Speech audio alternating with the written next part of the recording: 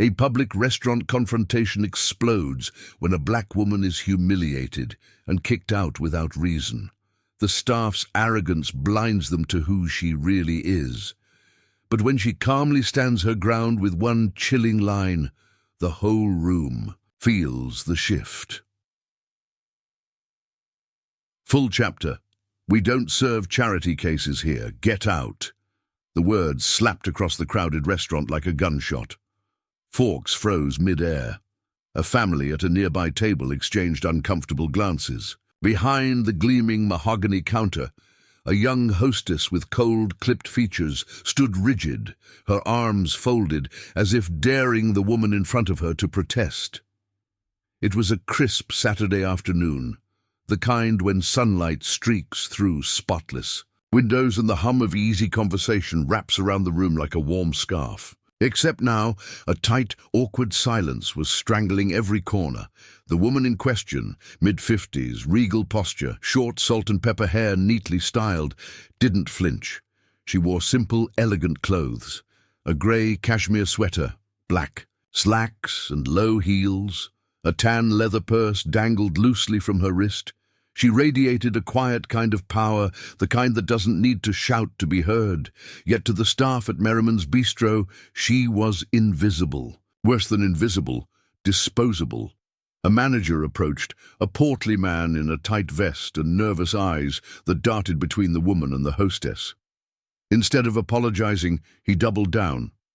"I'm going to have to ask you to leave," he said, stiffly.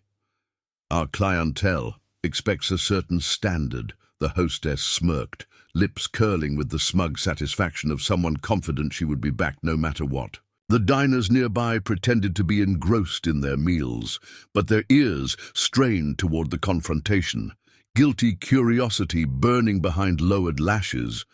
The woman tilted her head slightly, as if hearing a faint sound from far away. Calm, composed, like a queen listening to a child's tantrum, without a word, she slowly opened her purse, took out a sleek wallet, and produced a black Amex card. She placed it on the counter with delicate precision, as if she were laying down a chess piece. The manager didn't touch it. "You're making a scene," he hissed, voice low but tight with anger. "Leave before I call security." Still, she didn't speak. She simply looked around, at the meticulously arranged flowers on each table, the imported marble floors, the framed awards on the walls. She drank in the setting with the detached air of someone assessing her property after a tenant's complaint.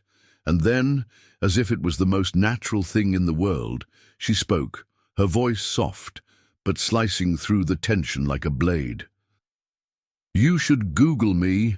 A ripple went through the room. One or two people shifted in their seats, pretending not to listen but failing miserably. The manager flushed a deep, uncomfortable red. The hostess's smile faltered just slightly.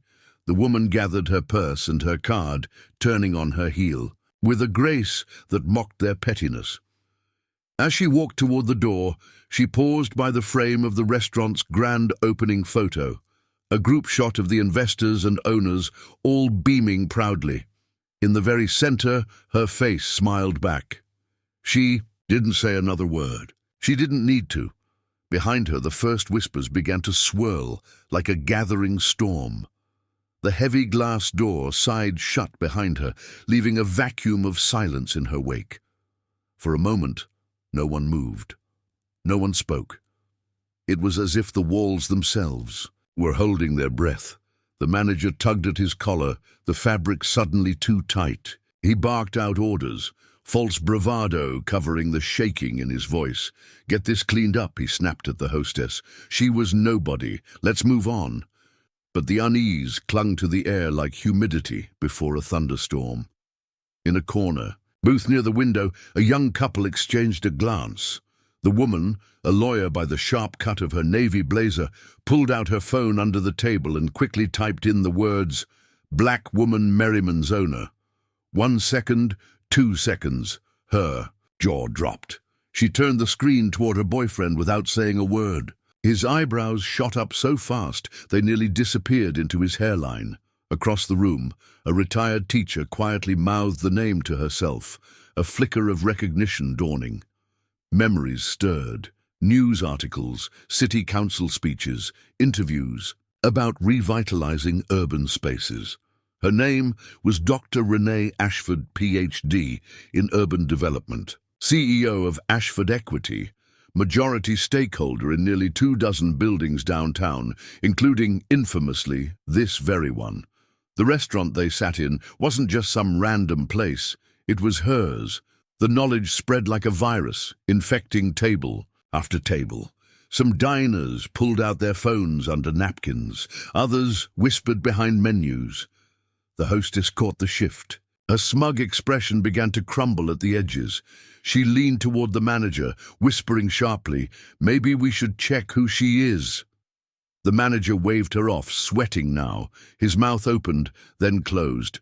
Pride warred with survival instinct. Inside him, near the kitchen doors, a busboy named Mateo watched, wide-eyed. He knew. He'd seen Dr. Ashford once before, touring the property with a real estate agent. Back then, the staff had been ordered to make the place spotless and treat the visitors like royalty. He clutched his tray tighter, feeling the weight of what was coming. The lawyer in the corner finally stood up, holding her phone high like a beacon. Her voice, clear and cutting, broke the tense hush. "You just kicked out your landlord." A ripple of gasps. Forks clattered. A glass shattered somewhere near the bar. The manager turned pale. The hostess stumbled back a step, muttering, "No, that's impossible." But it wasn't. The grand opening photo on the wall confirmed it. There she was, in the dead center, wearing the same calm smile she'd worn today. Suddenly, every decision, every word hurled at her, rewound itself. In their minds, the contempt, the assumptions, the dismissal, and they realized it wasn't just a mistake, it was a disaster. The manager's hands trembled as he fumbled with his phone behind the counter. Sweat dripped down his temple, staining the collar of his once crisp shirt. "Call her back," the hostess whispered urgently, peering over his shoulder. "Apologize, offer her a free meal, something." He shot her a venomous glare. "You want me to chase her down the street? Beg her." She paled. The busboy Mateo lingered by the kitchen door, watching with the quiet horror of someone who knew a car crash was inevitable, but couldn't look away. From the corner of the dining room, the lawyer, the one who'd Googled Dr. Ashford, was already filming. Her phone tilted discreetly behind a water glass, catching every twitch, every whisper of panic. The manager barked out a new order. "Everyone, no one talks to the press if they call. No comments. Got it?" A chorus of uneasy nods. "Delete everything," the hostess added in a panicked whisper. "Security footage, emails, anything where we—" "You know." The manager hesitated. That felt dangerous. But fear clouded his judgment. He pulled the assistant manager aside. "Erase the front desk footage. Now." Meanwhile, outside, Dr. Renee Ashford walked with a deliberate calmness down the block. She wasn't rushing. She wasn't hiding. Her posture was still straight, her face unreadable. She paused only once to pull out her own phone and make a quiet, measured call. "Hi, Peter. It's Renee. I'll need a full audit of Merriman's Bistro and arrange a meeting with the board." Her voice didn't waver. Back inside, chaos rippled under the surface like a volcano ready to blow. The busboy Mateo slipped into the kitchen, pulled out his own phone, and sent a quick message to his cousin, who just happened to run a popular local news blog. He didn't type much, just 3 chilling words: "Big story brewing." By the time he returned to the dining room, it had already begun. The video the lawyer posted hit Twitter first. A short, shaky clip, the manager's flushed face, the cold disdain of the hostess, and the chilling, unforgettable words, "We don't serve charity cases here." The caption under the video said it all. They kicked out their landlord. Watch how fast this goes viral. Within minutes, notifications exploded like fireworks. Likes, shares, outraged comments. And then the first journalist called. The hostess answered by reflex, voice shaking. When the reporter introduced himself, she hung up so fast the phone nearly broke. It was too late. The dam had broken. Customers began quietly leaving one by one, pretending to need the restroom and never returning. The restaurant emptied like a sinking ship. The manager stared at the door swinging shut behind them, the realization sinking deeper with every tick of the clock. There would be no saving this. It didn't take long. Within the hour, the story had been picked up by 3 major local news stations, their headlines screaming across social media feeds like a siren. Prominent black businesswoman kicked out of her own property restaurant, under fire for racism and disrespect justice. Served cold, viral video exposes. Merriman's Bistro screenshots flooded the internet. Anonymous employees leaked private messages, whispered stories to bloggers, and confirmed the systemic racism that had festered behind the pristine walls for years. Inside the bistro, the atmosphere soured from panicked to poisonous. The manager locked himself in the back office, curtains drawn, phone buzzing non-stop with calls he dared not answer. Corporate lawyers, PR managers, the building's maintenance team, everyone wanted answers he didn't have. The hostess sat rigidly behind the counter, staring at her manicured nails, but seeing only the headlines flashing behind her eyelids. Delivery guy walked in with a bag of supplies, looked around at the empty tables, then wordlessly turned and walked out again. Even vendors didn't want their names attached now. Meanwhile, across town, Dr. Renee Ashford was in motion. Her office, the 42nd floor of a gleaming skyscraper, buzzed with quiet, efficient energy. Assistants moved swiftly through glass corridors. Phones rang, but were answered in 2 rings or less, the smell of fresh coffee mixed with leather and old money. Renee sat at her desk, a wide slab of oak overlooking the city she had helped reshape. The sun caught the edges of her pearl earrings as she signed document after document, the viral video playing silently on a side screen. There was no anger on her face, no visible satisfaction either, just calm, clinical precision. Her legal counsel sat across from her, flipping through a thick binder. They breached contract the moment they engaged in discriminatory practices, the lawyer said. We have grounds not just to evict them, but to sue for damages, terminate leases, and potentially take control of their remaining assets in the building. Renee nodded once. Do it, the lawyer hesitated. There will be backlash. Renee finally smiled.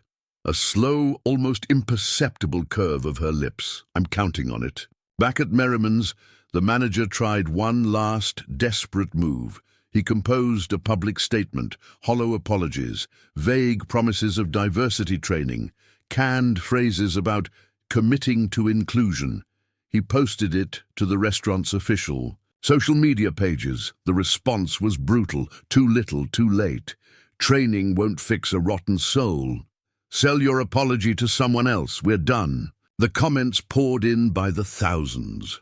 The restaurant's Yelp page, Google reviews, and reservation system were flooded with 1-star ratings and scathing remarks. By the end of the day, Merriman's Bistro was trending on Twitter, but for all the wrong reasons.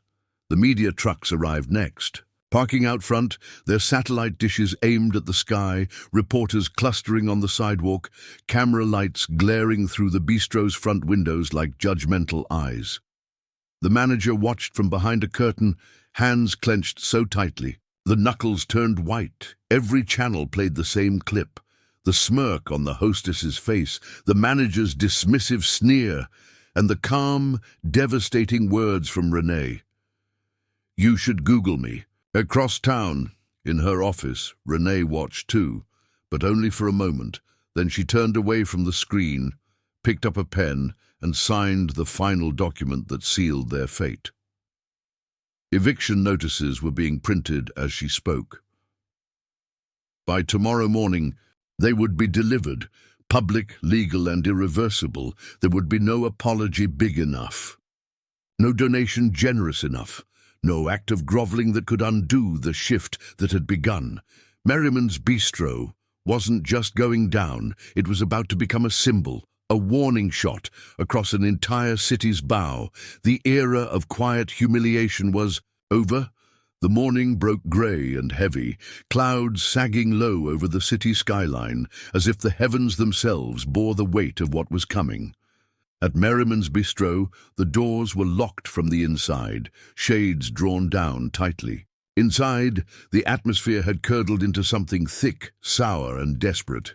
The hostess sat slumped behind the counter, tapping mindlessly on her phone, refreshing news feeds that only brought worse headlines by the hour. The manager hadn't slept. Shadows haunted his bloodshot eyes. The assistant manager hovered like a ghost nearby, neither daring to speak nor sit. And then, the knock, 3 sharp raps against the glass. Deliberate, final. Everyone inside jumped. Standing outside was a man in a tailored navy suit, a leather briefcase in one hand and a stack of papers in the other. Behind him, 2 uniformed officers flanked the sidewalk, in full view of the waiting news cameras. The manager hesitated too long. One of the officers stepped forward, lifted the brass door handle, and pushed. It swung open with a creak that sounded deafening in the frozen restaurant. "Good morning," the man said, voice clipped and professional. "We're here to serve notice of immediate eviction." He held out the documents, the pages heavy with embossed seals and brutal finality. "You have 72 hours to vacate. Failure to comply will result in legal seizure of assets and additional penalties." The manager reached out numbly, fingers brushing the papers as if hoping they'd vanish on contact. No such luck. The lawyer set the stack neatly on the host stand and withdrew. Job done. The officers remained, expressionless, a silent warning against any foolish ideas. News cameras caught every second. Inside, chaos erupted. The hostess stormed into the kitchen, slamming a tray onto the floor. A line cook cursed loudly, throwing his apron across the counter. Someone cried, an ugly, hiccuping sob that filled the space where dignity used to live. The manager stumbled back into his office, slamming the door. Across the street, standing calm and unmoving under a black umbrella, was Dr. Renee Ashford. She hadn't needed to come in person. She could have sent aides, lawyers, assistants, but she wanted them to see her, wanted them to remember the face they had tried to erase. She stood in a tailored black coat, polished boots planted firmly on the wet concrete. The umbrella shielded her from the drizzle, but exposed her to the world, unbothered, unbroken, unstoppable. A reporter spotted her first. "Dr. Ashford, Dr. Ashford, a quick statement, please." More cameras whirred to life, microphones thrust toward her like eager hands. She waited until the noise peaked, then lifted her chin, the embodiment of grace forged in fire. "My name is Dr. Renee Ashford," she said clearly. "This building belongs to me. It has always belonged to me." The crowd hushed, hanging on her words. "I built my career and my community on principles of dignity, respect, and opportunity." Her gaze sharpened, cutting through the lens like a blade. What happened inside Merriman's Bistro was not just an insult to me.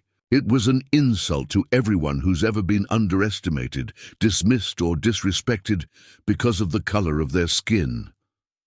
The reporter closest to her swallowed hard, his camera trembling slightly.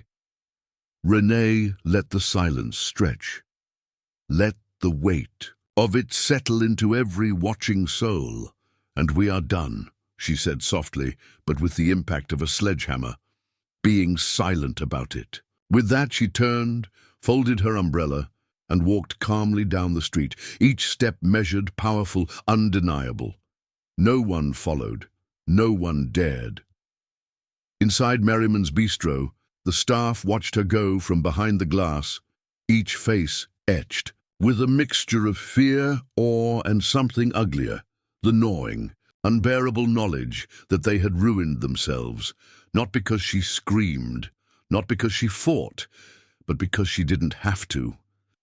The power had shifted, and there was no going back. By noon, the rain had cleared, leaving the city washed clean, the streets shimmering under a reluctant sun. But for Merriman's Bistro, no amount of sunlight could bleach away the stains that now clung to its name. Outside the restaurant, the media circus had only grown. News vans lined the block, and local activists held hastily printed signs. Respect isn't optional. Dignity over discrimination. We stand with Dr. Ashford. The faces behind the signs weren't just strangers, and they were teachers, nurses, city workers, small business owners, people who had eaten at Merriman's Bistro, people who had spent money under that roof, unaware of the rot festering just beneath the tablecloths. And now, they weren't silent. An older black woman stood before a news crew, holding up her receipt from a brunch months ago. Her voice shook with righteous anger. They refused to seat my family until all the white customers were served first. I never forgot it. A Latino father recounted being asked if he was making a delivery when he had arrived with his daughter for dinner. An Asian American nurse described being ignored for 45 minutes until she left in frustration. One by one, the dam burst. Inside Merriman's, the collapse was total. The manager no longer bothered barking orders. The hostess didn't smirk anymore. No one cleaned, no one served. They simply sat, hunched over their phones, watching their own reputations dissolve in real time. Corporate HQ tried to intervene. Press releases were issued. Carefully crafted statements of deep regret were pushed out to major outlets, but they were met with scorn, screenshots, and savage, quote, tweets. They're sorry they got caught, not sorry they did it. Even worse for them, employees started leaking internal emails, threads filled with casual racism, jokes at customers' expense, and a clear pattern of dehumanization that went back years. Every message was another nail in the coffin. Meanwhile, Dr. Renee Ashford moved with quiet, devastating precision. She didn't rant on television. She didn't hold angry rallies. She simply let the truth work. She scheduled meetings with city leaders, real estate moguls, and civil rights attorneys. She made quiet calls to investors, community organizers, media owners. She played chess while her enemies were still fumbling over checkers, and the board of directors that oversaw properties like Merriman's. They moved quickly to avoid being dragged down. By day's end, they issued a unanimous statement. Merriman's Bistro's lease would be terminated effective immediately. The restaurant was to vacate the premises within 48 hours, or face legal consequences that would bankrupt them. Inside the now ghostly bistro, the staff gathered for a final, humiliating meeting. The manager, pale and hollow-eyed, stumbled through a brief apology no one cared about. He knew, they all knew, it was over. Not just the job, not just the restaurant, their names, their careers, their futures, branded forever with the scarlet letter of public racism. They would carry this disgrace with them into every interview, every new opportunity, assuming any came at all. Meanwhile, a new viral video spread like wildfire. Captured by a young artist standing across the street, the clip showed Dr. Ashford walking past the restaurant one last time. In slow motion, the ruined bistro reflected in the glass as she passed, her reflection growing clearer while theirs disappeared. The caption read simply, "You can't evict dignity." By nightfall, the video had racked up 2 million views. In city council offices, in downtown condos, in suburban homes, people talked about Dr. Ashford, about the silent strength it took to endure, to expose, to overcome. The revolution wasn't loud. It didn't scream or rage. It simply walked forward and dared the world to catch up. The morning of the eviction felt like the slow ticking of a funeral bell. Merriman's Bistro, once a place that boasted months-long reservation lists, now sat silent, a corpse awaiting burial. Inside, the tables remained meticulously set, white linen tablecloths, polished silverware, flickering candles in frosted holders. But there were no guests, no laughter, no clinking glasses, only the low hum of the broken ice machine in the kitchen. The manager sat slumped in a corner booth, his tie loosened, his jacket discarded somewhere across the room. Dark circles rimmed his eyes. His phone sat dead beside him, unanswered texts piling up like tombstones. The hostess leaned against the bar, tapping a chipped nail against the polished wood. Her Instagram notifications had long since shifted from adoration to venom. Racist. Hope you never work again. We see you. She scrolled mindlessly, trapped between shame and anger, hating herself but hating the world even more for witnessing it. The kitchen staff had mostly deserted by now. A few stragglers packed up knives, aprons, personal belongings. Some argued bitterly in Spanish, blaming management, blaming each other, blaming fate. But blame didn't change the reality. They were all leaving. Merriman's bistro would not survive. The week. Outside, the protest signs had morphed into a small shrine. Candles lined the sidewalk. Notes of solidarity, flowers, photos of Dr. Ashford during her early career, smiling, determined, victorious, were taped to the windows. One note, scrawled in red ink, read simply, "Dignity never leaves hungry." It stopped a few employees in their tracks when they first saw it. Some sneered, others looked away, but the message was inescapable. Meanwhile, across town, Dr. Renee Ashford sat at a long conference table flanked by architects, engineers, and city planners. Blueprints sprawled. Before her, visions of a new future. "We propose rebranding the space entirely," the lead architect said. "Not just a restaurant, a hub, a community cornerstone, cafes, art spaces, startup incubators." Another planner chimed in, "It'll be a celebration of inclusion, creativity, empowerment."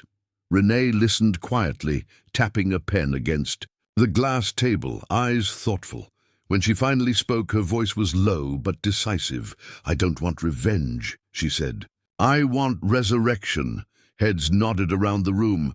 "This building isn't about them anymore," she continued. "It's about everyone they tried to erase." Her team understood. She wasn't here to gloat over Merriman's bistro's ashes. She was here to plant something new in the soil of its downfall, something that would outlive the scandal, the headlines, even her own legacy. Back at the restaurant, time seemed to stretch and snap. The eviction crew arrived at noon. Sharp, 2 uniformed officers, a locksmith, and a property agent holding a clipboard with unshakable authority. The locksmith made short work of the locks. In under 3 minutes, the restaurant's doors were rekeyed. Ownership officially changed hands. The manager, the hostess, and the few remaining staff were given 15 minutes to collect their belongings. No more. They moved mechanically, shoving uniforms, personal mugs, half-used notepads into plastic bags. No words were exchanged, no tearful goodbyes, only the scraping of chairs and the hollow thud of footsteps on tile. As the hostess staggered, outside, lugging a duffel bag over one shoulder, she froze. Across the street, standing beneath a silver banner that now stretched across the main entrance of the building, was Dr. Ashford. The banner read, "The Ashford Collective, opening soon. A future built for all." The hostess turned red, then pale, then something worse and invisible. Renee met her gaze without malice, without pity, just a calm acknowledgement. Then she turned back to the small crowd gathering to hear her speak. Young activists, small business owners, students, families. Renee stepped up to a portable podium, microphone adjusted to her height. "This building has seen enough exclusion," she began, her voice carrying clear and strong into the afternoon air. "Enough humiliation, enough smallness." A murmur of agreement rolled through the crowd. "We are building something different here, something open, something powerful, something permanent." Applause broke out, genuine and rising. The hostess clutched her bag tighter, shrinking into herself before disappearing down the sidewalk. She didn't look back. The cameras zoomed in on Renee, capturing her smile, not one of triumph, but of resolve. Inside the empty restaurant, a single table remained untouched. On it, a candle still flickered stubbornly against the breeze, sneaking through the open door, fighting to stay lit. Just like dignity. The transformation of the building began almost immediately. By the second morning after the eviction, trucks lined the street, unloading lumber, fresh paint, rolls of rich carpet and gleaming steel fixtures, gone were the stiff white linens and snobbery. In their place, builders erected wide-open spaces, vibrant murals, exposed brick walls kissed with natural light. Renee oversaw every detail herself. Standing in the middle of the dusty floor, wearing jeans and a crisp white button-down, she directed teams like a maestro, guiding an orchestra. "Open the sightlines here," she said, pointing to where the heavy dividing wall once stood. "I want the whole room breathing." An architect beside her nodded, scribbling notes frantically. News crews returned, but this time their cameras captured something different, not scandal but rebirth. Interviews ran across every major channel, from disgrace to destiny, Dr. Renee Ashford's vision for the future. Community leaders flocked to her side. Former employees from other establishments, waiters, hosts, janitors, reached out with stories of solidarity and support. Volunteers signed up to help repaint, replant, rebuild. The Ashford Collective was no longer just a project. It was a movement. Meanwhile, the former Merriman staff faced consequences that clung like a second skin. The manager, now jobless, tried quietly applying elsewhere. Each time, word got out. Employers hesitated. Background checks revealed news articles. Interviews froze. The second his name was Googled, no second chances came. The hostess fared no better. She deleted her social media accounts after receiving hundreds of messages, some furious, some mocking, some simply disappointed. Once, she'd thought herself untouchable. Now, she understood how small the world really was when your reputation rotted faster than you could run. One night, sitting alone in a diner far from downtown, she overheard two women at the next table talking about the Ashford Collective.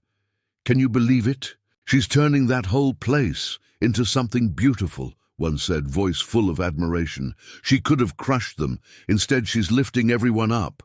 The hostess buried her face in her coffee cup, praying not to be recognized. But the city had a long memory, and her role in its shame would not be forgotten easily. Back at the Collective, the energy was electric. The art director, a young black woman named Sierra with a mane of wild curls, unveiled the first mural, a towering portrait of interlocked hands, different skin tones, lifting a blooming tree toward the sun. Beneath, it bold golden letters spelled, "We rise together." Renee stood silently before the mural for a long time, absorbing its meaning. Not a monument to pain, a tribute to resilience. In the main hall, a grand opening schedule came together. Poetry slams, live music, business workshops for young entrepreneurs, community meals where no one was turned away. The city buzzed with anticipation. Journalists camped outside daily, desperate for quotes, interviews, anything that captured the momentum that was building like a tidal wave. Renee remained calm through it all. One morning, sipping black coffee in her newly finished office, she received a call from an old mentor, a retired judge who had once been the only black man on the state Supreme Court. "You're doing more than building a space, Renee," he said, voice rich with pride. "You're building memory." She smiled quietly, warmed by the words. That night, she stood before the newly polished windows of the Ashford Collective and watched the city's lights blink awake around her. Cars flowed like rivers through downtown streets. Families hurried across sidewalks. Music floated from open bar doors. It was all imperfect. It was all unfinished. But it was alive. And she had claimed her place in it, not by force, by vision. Inside the building, workers bustled late into the night, setting, Tables, hanging artwork, wiring speakers. The energy was unstoppable.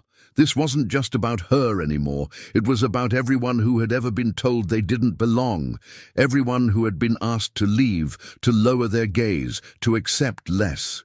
Here, in this building built on old bones and new dreams, they would find not just welcome, but belonging.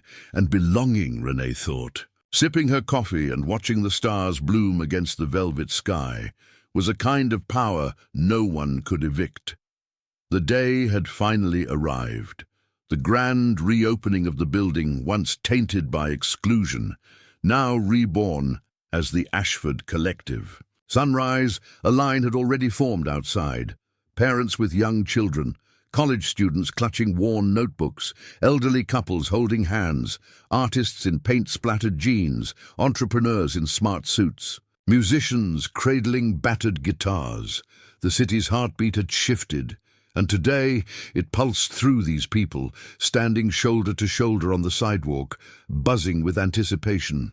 The morning air was crisp and sweet, a promise written. On the breeze, Renee stood just inside the gleaming glass doors, watching the line swell. She wore a tailored navy blue suit, gold studs glinting in her ears, her silver hair braided back elegantly. Her heart pounded, but her face was calm. This was more than an opening. It was a declaration. Behind her, her team moved swiftly, checking sound equipment, adjusting lighting, setting out tables laden with pastries and coffee. Vibrant paintings lined the exposed brick walls. Fresh greenery spilled from hanging planters. The air smelled of possibility and new beginnings. At exactly 10 a.m., Renee stepped forward and unlocked the doors. A cheer went up, swelling down the block. The crowd flowed in like a tide, laughter and chatter rolling through the bright open spaces. Children dashed toward the art corners, grabbing paintbrushes. Young poets signed up for the open mic. Business owners clustered around tables offering free mentorship sessions. Everywhere Renee looked, she saw connections sparking between strangers who might never have met otherwise, now bound by shared hope. A volunteer handed her a microphone. It was time. She stepped up onto a small wooden stage built in the center of the main hall under a massive skylight that bathed her in natural light. The crowd quieted instantly. Renee scanned the faces. Before her, brown, black, white, tan, every shade of the human story gathered under one roof. She took a deep breath and began. "I want to thank each and every one of you for standing here today." Her voice was clear, strong, carrying to the farthest corners. This building, this space, was once a symbol of exclusion, of humiliation, of dismissal. Murmurs rippled through the audience.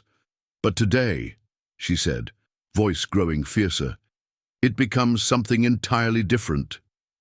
People leaned forward, hungry for every word. Today it becomes a promise. Applause erupted, spontaneous and raw.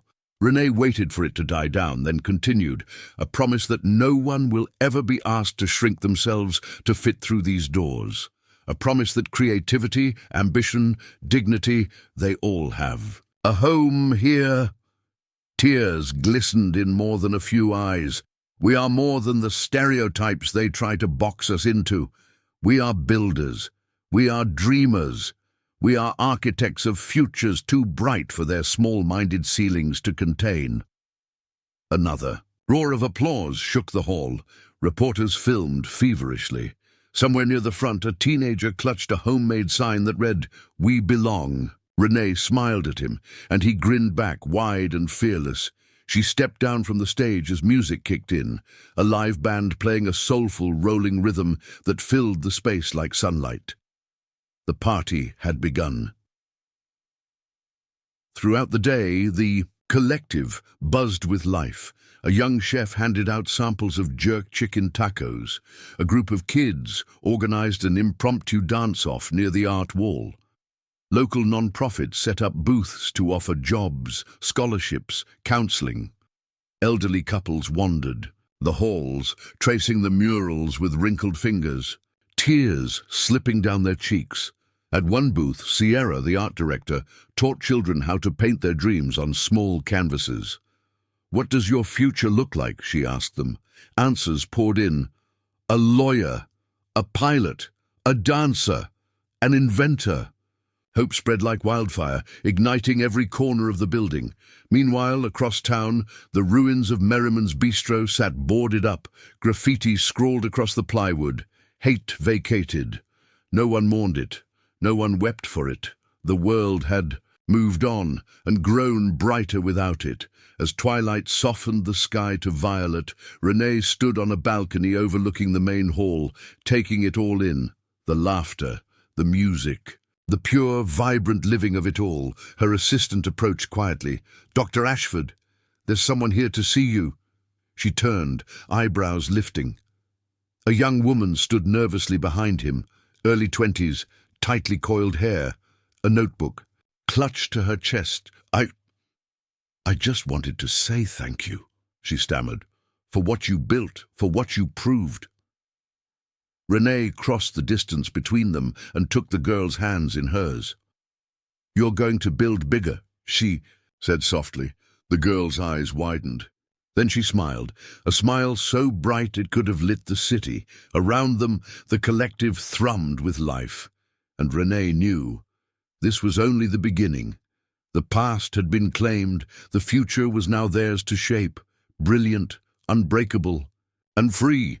The city didn't just notice, it roared. Word of the Ashford Collective spread like wildfire beyond downtown, beyond county lines, beyond even state borders. Morning talk shows debated it, late-night hosts praised it, political leaders tweeted about it, celebrities posted about it. What started as a small, powerful act of reclamation now surged into a cultural moment. Across the country, hashtags bloomed. "We rise together, SEO Ashford Collective, spaces of dignity." By midweek, national media vans lined the block, jostling for parking, camera crews swarming the newly painted facade. Inside, the collective thrived. Workshops sold out within hours. Art installations expanded into new rooms. Community dinners tripled in size. No tickets, no reservations, just open doors and full plates. It wasn't about charity. It was about humanity, and the city, starved for places that embraced rather than excluded, flocked to it like bees to a garden newly in bloom. On a Thursday afternoon, Renee found herself standing in the cafe wing of the building, sipping tea and scanning the buzzing room. At one corner table, a group of teenage girls discussed startup ideas over laptops and cocoa.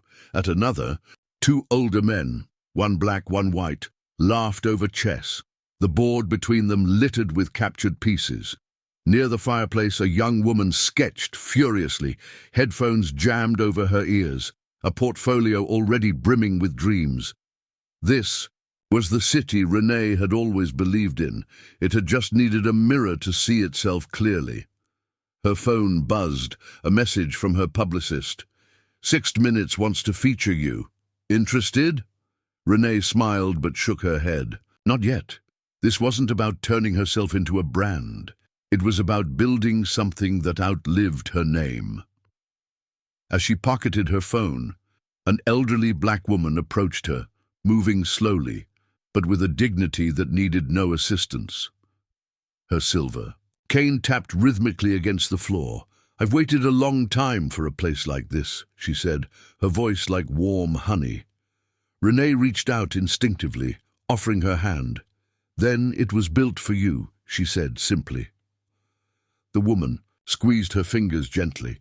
"Don't let them take it back." The words hung heavy between them, a blessing and a warning intertwined. That night, after the last volunteer locked up and the hallways dimmed to a soft golden hush, Renee wandered alone through the building. Each room whispered stories now. Laughter, debate, creation, rebellion, all stitched into the walls. She paused before the largest mural, the one of the interlocked hands lifting the tree. Sierra had outdone herself. The roots of the tree curled deep beneath the earth, wrapped around names etched faintly in the trunk. Names of activists, names of dreamers, names of ordinary people who had dared to believe in more. Renee ran her fingers lightly over the bark and thought about the road that had led here. The early days, scraping pennies to buy her first rental property. The rejections, the banks that refused loans, the landlords who sneered, the endless meetings where her ideas were dismissed until a white man repeated them, and suddenly they had value. The slights, the slurs, the slammed doors, and through it all, the quiet decision she made again and again, to build anyway, not to scream, not to beg, but to build, brick by brick, space by space, future by future, until the world changed, or was forced to. She closed her eyes and let the weight of it settle into her bones. The grief, the triumph, the exhaustion, the pride. It wasn't glamorous, it was hard, and it was holy. The creak of the front door snapped her out of her thoughts. She turned and found Mateo standing there, sheepish in a janitor's uniform. The same busboy who had watched the original incident unfold inside Merriman's bistro. He shifted from foot to foot, gripping a cap nervously in his hands. "I just wanted to say thank you," he said. Renee smiled softly. "For what?" For showing them. For showing us." He glanced around the building, as if still not believing it was real. "I work at the building next door now. Night shifts. It's not glamorous, but every night when I see this place lit up, I remember we don't have to stay invisible." Renee's throat tightened. She walked toward him and extended her hand. He shook it fiercely, holding on a second longer than necessary, as if anchoring himself to hope. "Promise me something," Renee said, her voice gentle but firm. "Promise me you'll never let anyone make you smaller than you are." Mateo nodded, eyes shining. "I promise." When he left, whistling quietly into the night, Renee stood by the door a little longer. The street was empty now, the city breathing in the dark.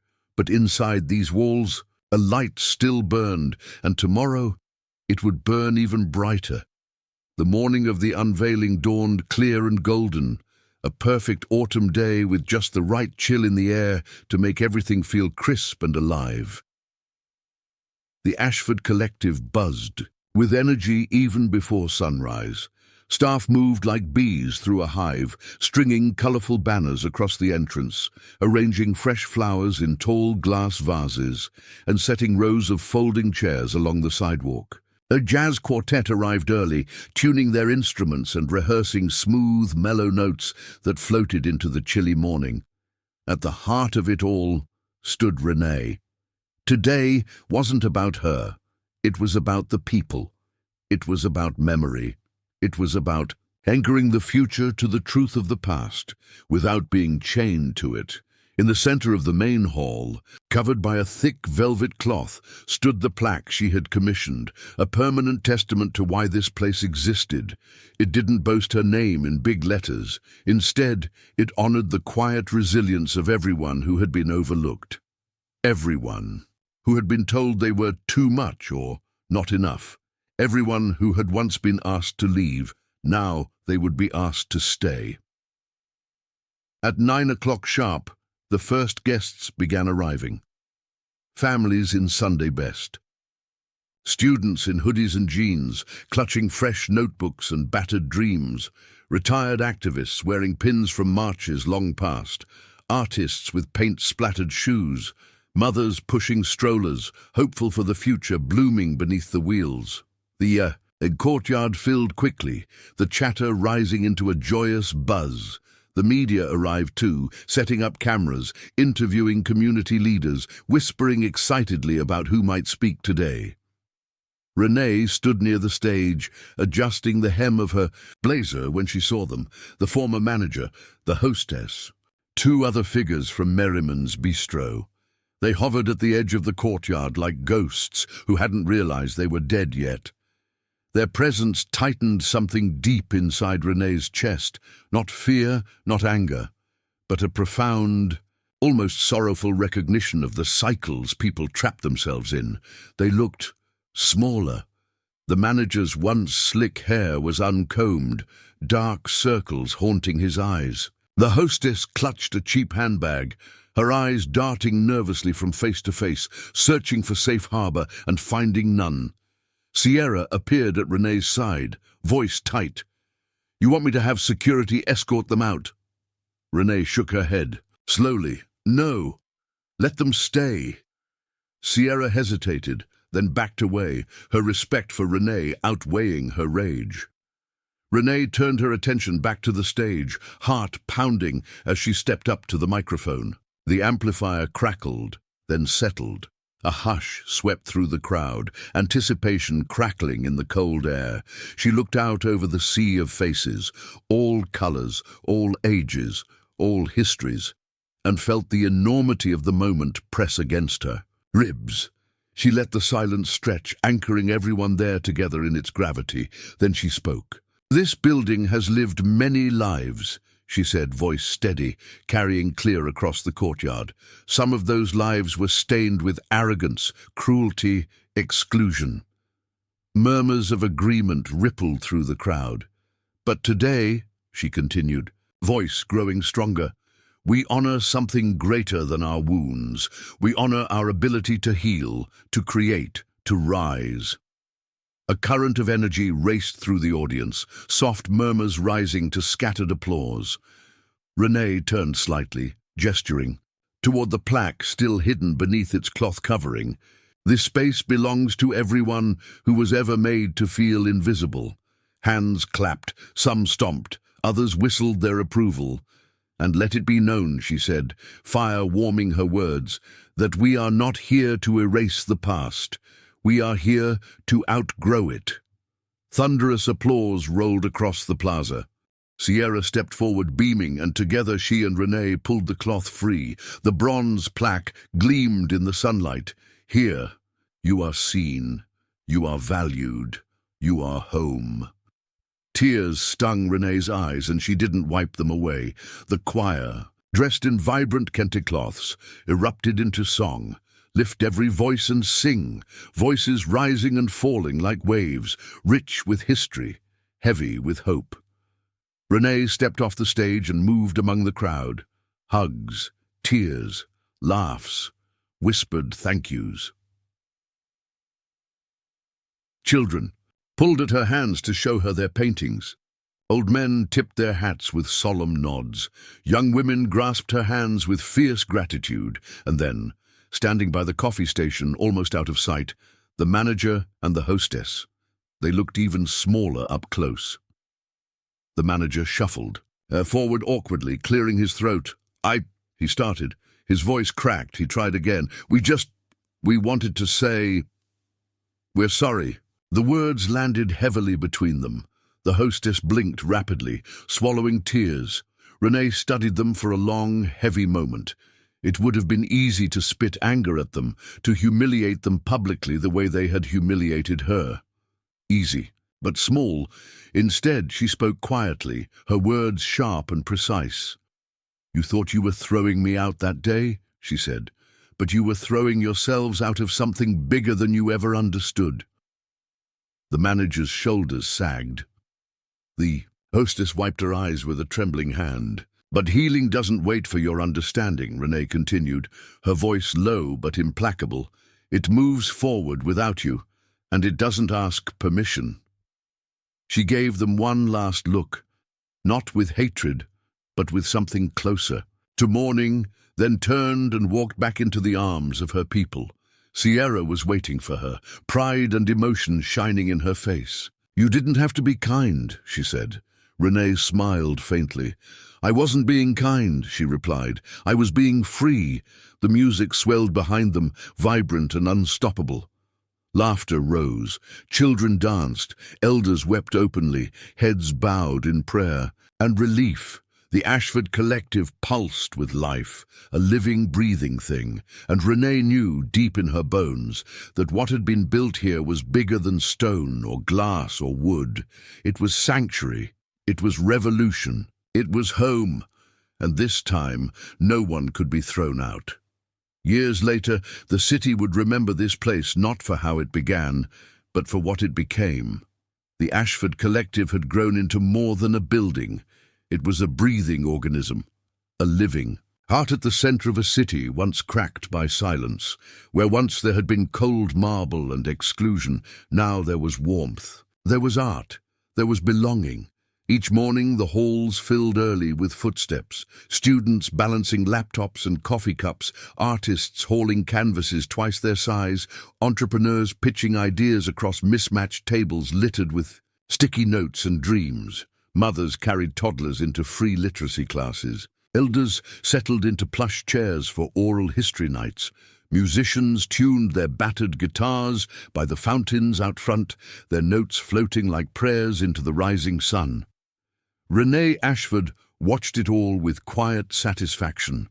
Her presence, less necessary with each passing day, the surest sign of true leadership. She had not built a kingdom, she had planted a forest, and forests did not need kings or queens. They needed space, they needed sunlight, they needed to be left free to grow.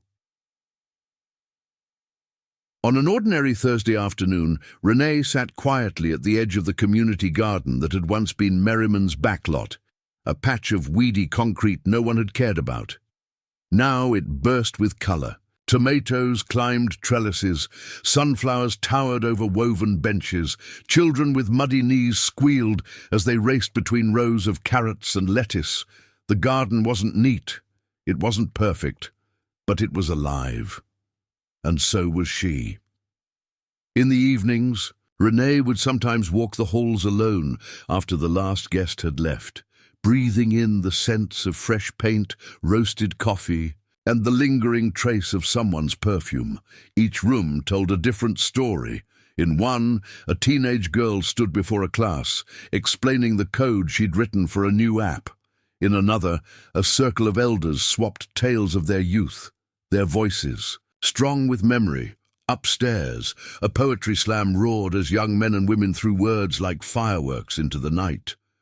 The Ashford Collective was no longer simply a reaction to an insult. It was a world built from refusal, a refusal to be erased, a refusal to be small, a refusal to believe that dignity was something handed down like scraps instead of something we are born carrying, heavy and priceless, inside our own chests.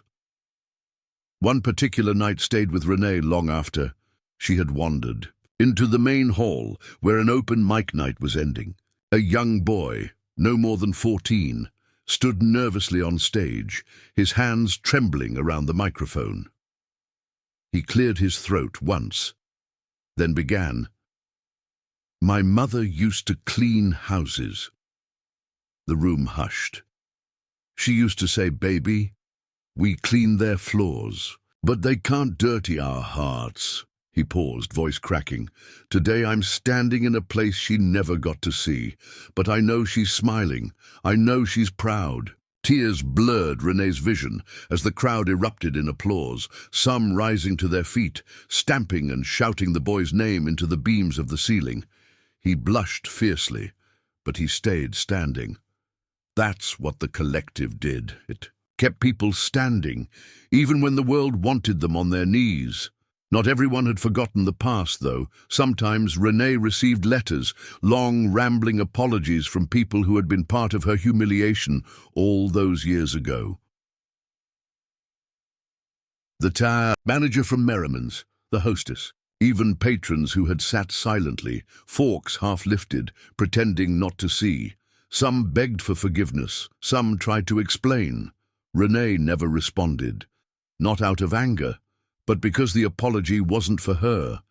It was for their own reflection in a mirror they could no longer avoid. Healing wasn't something you begged for from the people you wounded. It was something you earned by building something better, and she was too busy building to waste time looking back. One evening near the anniversary of the collective's opening, the city organized a festival around it. Streets were closed. Murals were unveiled. Musicians played for free. Food trucks lined the sidewalks. Banners flapped in the cool wind. Bold letters reading, "The place that belongs to everyone." Thousands came. More than anyone had predicted, journalists filmed. Politicians tried to smile into cameras. Old families picnicked on the lawn. At the heart of it all, the Ashford Collective stood, wrapped in golden light, the pulse of a dream once denied, now undeniable. Renee didn't make a grand speech. She didn't stand on a stage. Instead, she moved quietly through the crowd, hugging old friends, shaking hands with new ones, laughing as a toddler smeared ice cream onto her jacket sleeve. A young woman ran up to her breathlessly, clutching. "A battered sketchbook, Dr. Ashford. I wanted you to know. I got into art school because of your scholarship program," she said, voice trembling. Renee smiled, placing a hand over the girl's. "You got yourself there," she said warmly. "I just kept the door open." The girl nodded, tears spilling. Over, and threw her arms around Renee without hesitation. It was not gratitude she offered, it was family. As the sun dipped low, painting the sky in streaks of tangerine and purple, Renee stood at the front steps, watching families pack up picnics, lovers link arms, musicians pack their instruments. A boy no older than 8 sat cross-legged at the base of the mural, sketching. Furiously in a worn notebook, Renee knelt beside him, peering over his shoulder. On the page was a crude but beautiful drawing of the collective, towering trees, smiling faces, stars overhead. "That's beautiful," she said. The boy grinned without looking up.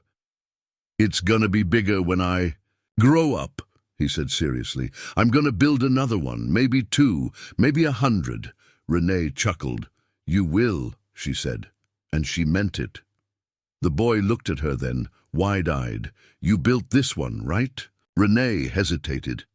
Then she smiled. "No," she said. "We all did." The boy beamed, nodding as if she had handed him a secret map. And in a way she had, because the future didn't belong to heroes in marble halls. It belonged to small hands gripping pencils, big dreams tucked into battered sketchbooks, and the fierce, quiet insistence that everyone deserves a place to belong. Later that night, as the city slept and the last lights winked out, Renee sat alone inside the main hall. The building creaked and settled around her, breathing like a living thing. She rose slowly, walking toward the original plaque. Her fingers brushed over the words, worn smooth from 1,000 hopeful touches. "Here you are seen, you are valued, you are home." The Ashford Collective would outlive her. It would survive storms. It would face new fights. It would be forgotten and rediscovered and rebuilt again and again, because dignity, once claimed, does not die. It roots itself in the earth, grows through concrete, blooms in the cracks, and carries whole generations on its back. Renee stepped outside, lifting her face to the moonlight. The garden rustled softly, the murals gleamed faintly, the stars winked down like knowing old friends. And deep in the bones of the city, in every cracked sidewalk, every towering oak, every whispered prayer and shouted protest, the collective breathed unbreakable, unstoppable home.